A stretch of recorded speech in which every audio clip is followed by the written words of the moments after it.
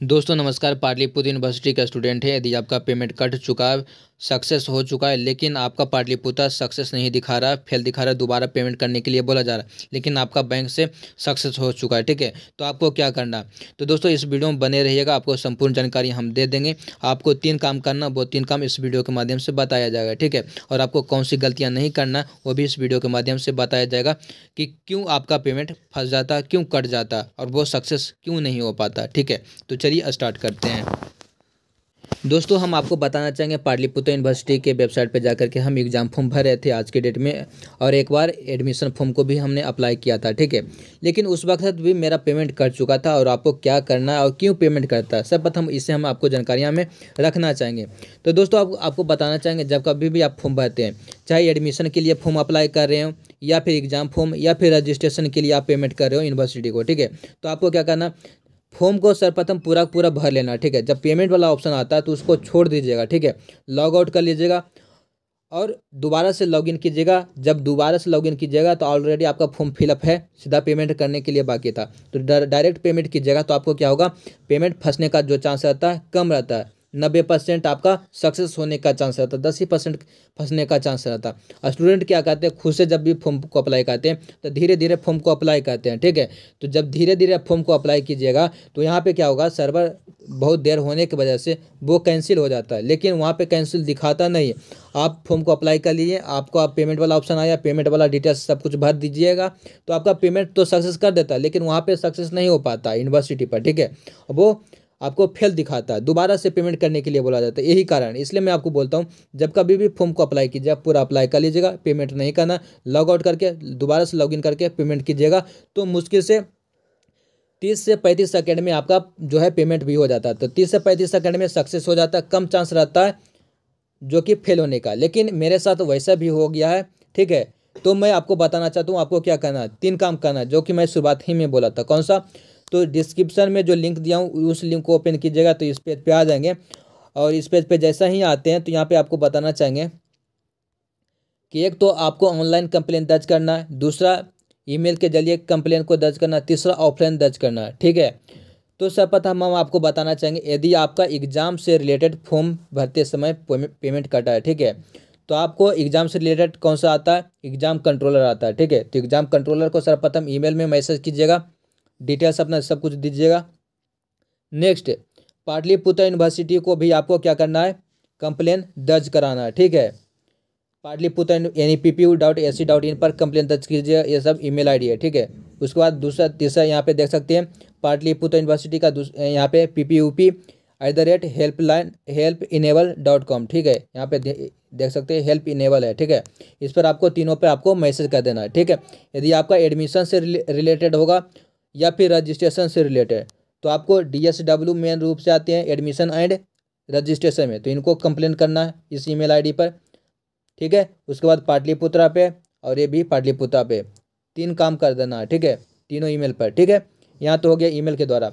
अब हम करेंगे ऑनलाइन के द्वारा। तो ऑनलाइन के द्वारा करने के लिए यहाँ पे देख सकते हैं ग्रीवांस फॉर्म होता है, स्टूडेंट ग्रीवांस फॉर्म, ठीक है। तो रजिस्टर करने के लिए यानी फॉर्म को मतलब कंप्लेंट को दर्ज करने के लिए रजिस्टर वाला पे ऑप्शन पे हम क्लिक करेंगे। तो जैसे ही हम इस पर क्लिक किए वैसा ही कुछ इस तरीके का इंटरफेस देखने को मिलेगा।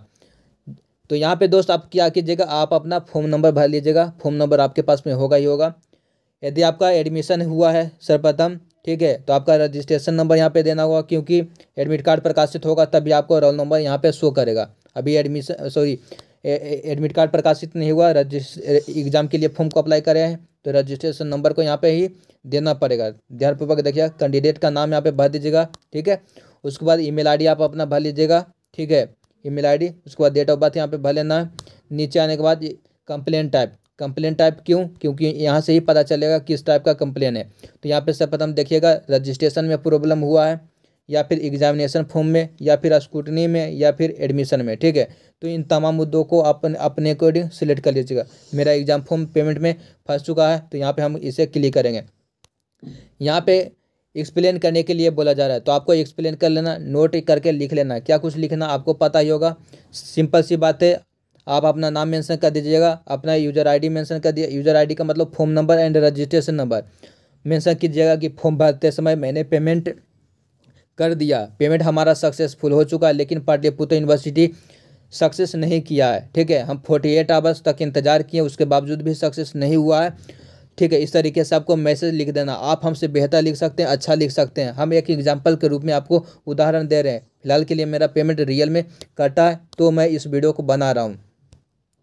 और यहाँ पे आपको क्या कर देना है, जो पेमेंट आपका कटा है, ठीक है, उसका क्या कीजिएगा, स्क्रीनशॉट ले लीजिएगा और यहाँ से चूज फाइल वाला ऑप्शन पे क्लिक करके स्क्रीनशॉट को यहाँ पे अपलोड कर देना। उसके बाद यहाँ पे जो कैप्चर दिया गया, इस कैप्चर को भर देना, सबमिट बटन पे क्लिक कर देना। ठीक है, जैसे ही सबमिट बटन पे क्लिक करते हैं वैसा ही स्क्रीन पर रेफरेंस नंबर देखने को मिलेगा। तो चलिए इन सभी डिटेल्स को हम भर लेते हैं। उसके बाद रेफरेंस नंबर जो मुझे मिलेगा उसके अकॉर्डिंग हम क्या करेंगे, रेफरेंस नंबर को भी चेक करेंगे। तो चलिए इन सभी डिटेल्स को भर लेते हैं। ये हो गया दूसरा। तीसरा भी हम बताएंगे, तो बने रहिएगा लास्ट तक, तभी समझ में आएगा। ठीक है, चलिए सबमिट हम करते हैं। तो जैसा ही हम सबमिट करेंगे, कुछ देखने को अभी थोड़ा सा सर्वर शायद इशू है, इस वजह से यहाँ पे कुछ दोबारा से मैं इस पर क्लिक करने का प्रयास करता हूँ। तो दोस्तों जैसा कि स्क्रीन पे देख सकते हैं, यहाँ पे योर कंप्लेन नंबर यहाँ पे मेंशन कर दिया गया। ठीक है, अब हम इसे क्या करेंगे, कॉपी कर लीजिएगा या फिर स्क्रीनशॉट आप रख लीजिएगा। ठीक है, और इसे क्या करना है, चेक करना है। तो चलिए कॉपी या फिर स्क्रीनशॉट हम रख लेते हैं। दोस्तों हम बैक आ चुके हैं। बैक आने के बाद हमें क्या करना है, थोड़ा सा और नीचे आते हैं, 1 मिनट। यहाँ पे ध्यान से देखिएगा, कंप्लेन स्टेटस। ठीक है, जो भी हमारा कंप्लेन आया था, ठीक है, नंबर आया था, उससे हम क्या करेंगे, इस पर हम चेक करने का प्रयास करेंगे। तो चलिए इस पर हम जैसा ही चेक करते हैं वैसा ही कुछ इस तरीके का इंटरफेस देखने को मिल जाएगा। और यहाँ पे कंप्लेन नंबर को हम दर्ज कर लेंगे और यहाँ पे डेट ऑफ बर्थ, और उसके बाद फिर वही जो कैप्चर है, इस कैप्चर को यहाँ पे भर करके हम चेक करते हैं। ठीक है, तो चलिए इन तमाम डिटेल्स को भरते हैं। दोस्तों यहाँ पे सब कुछ हम कर चुके हैं। सर्च बटन पे हम क्लिक करते हैं। जैसे ही सर्च बटन पे हम क्लिक करेंगे, कुछ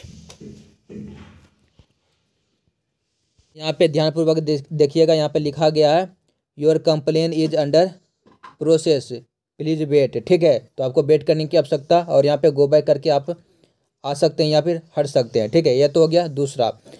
और आपको तीसरा क्या करना है, एप्लीकेशन लिख लीजिएगा और उस एप्लीकेशन को क्या कीजिएगा, स्क्रीनशॉट वाला भी ले लेना है। ठीक है, और उसे जा करके यूनिवर्सिटी में सबमिट कर देना। वहाँ पे सब कुछ मेंशन कर देना कि मैं पेमेंट कर रहा था, मेरा पेमेंट सक्सेस हो चुका है।